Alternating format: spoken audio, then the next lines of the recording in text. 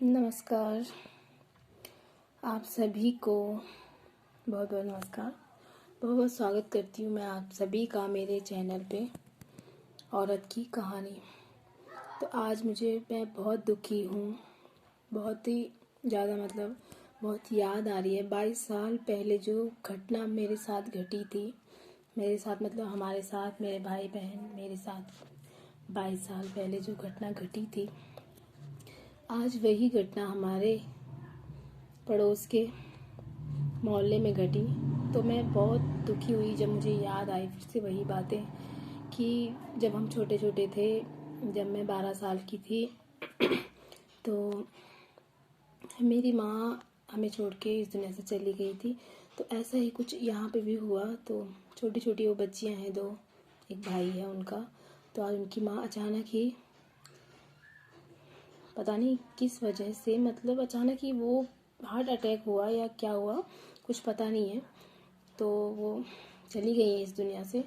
तो मुझे बहुत याद आई अपनी 22 साल पहले, मैं 12 साल की थी। तो जितनी छोटी मैं तब थी उतने छोटे छोटे आज मेरे बच्चे हैं और मुझे बहुत याद आई और मैं बहुत दुखी है मेरा मन। सारा काम कर रही हूँ मैं, घर का काम कर रही हूँ, सब काम कर रही हूँ, सबके साथ बातें भी कर रही हूँ, पर मन इतना दुखी है उस बात को सुन के।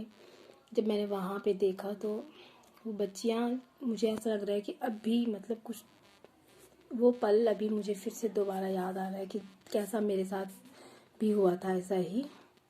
बहुत ही दुखद, क्या बोल सकती हूँ मैं, ऐसी घटना भगवान करे किसी के साथ ना हो, किसी भी बच्चे के साथ ऐसा ना हो। उनके माँ बाप सबसे ज़्यादा ज़रूरी है बच्चे के लिए। तो मैं बहुत दुखी हूँ इस बात से आज।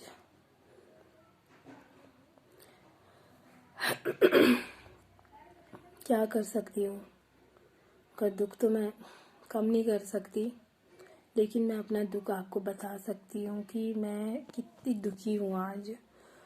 इतनी याद आ रही है अपनी मम्मी की कि मैं बता नहीं सकती। 12 साल की उम्र थी मेरी जब माँ हमें छोड़ के चली गई थी इस दुनिया से। तो आज फिर से इतने साल बीत गए, शादी हुई, बच्चे हुए, तो अपने बच्चों के साथ में इतनी वो हो गई थी कि अब वो बातें धीरे धीरे धुंधली हो गई थी।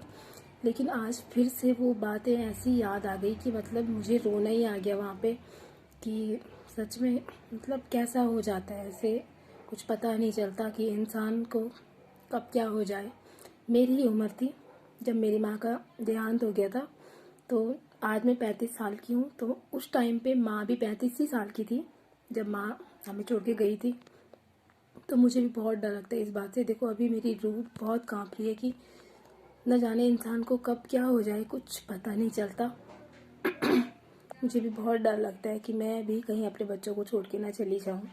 बहुत डर लगता है मेरे को कि, क्योंकि जेनेटिक ही एक बात बताऊँ तो ऐसा होता है कि जैसे होता है या नहीं होता वो तो भगवान ही जाने।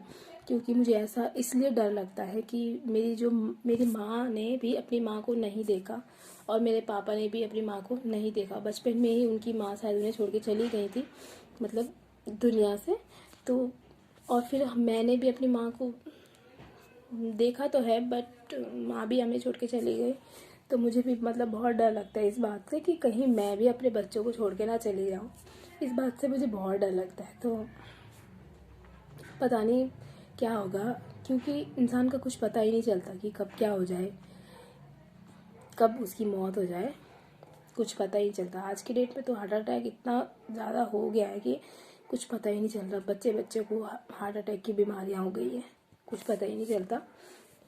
तो मुझे भी बहुत डर लगता है इस बात से कि भगवान ऐसा कभी मत करना, कभी भी किसी के भी माँ बाप को बच्चों से जुदा मत करना। कैसे जीते हैं वो बच्चे मैं जान सकती हूँ, मेरा दिल जानता है कि कैसे जी रही हूँ मैं, कैसे जिए थे हम भाई बहन।